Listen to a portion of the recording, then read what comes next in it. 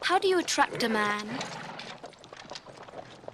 What I mean is, suppose you set your heart on somebody. What would you do to get him? Grab him! And take him! You grab him and take him. Take him! Like that.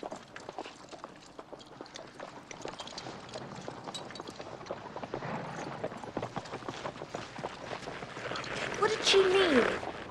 What did she say? Well, she said that if she wanted a man, she'd reach out and take him. Good idea. But then what? I mean, you've got him.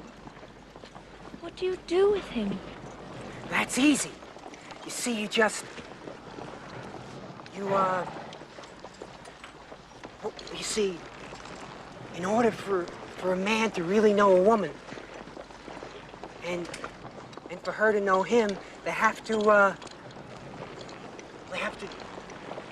join. Join.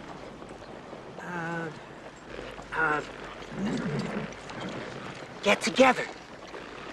You see, he has to take his, and grab her by the, there you are.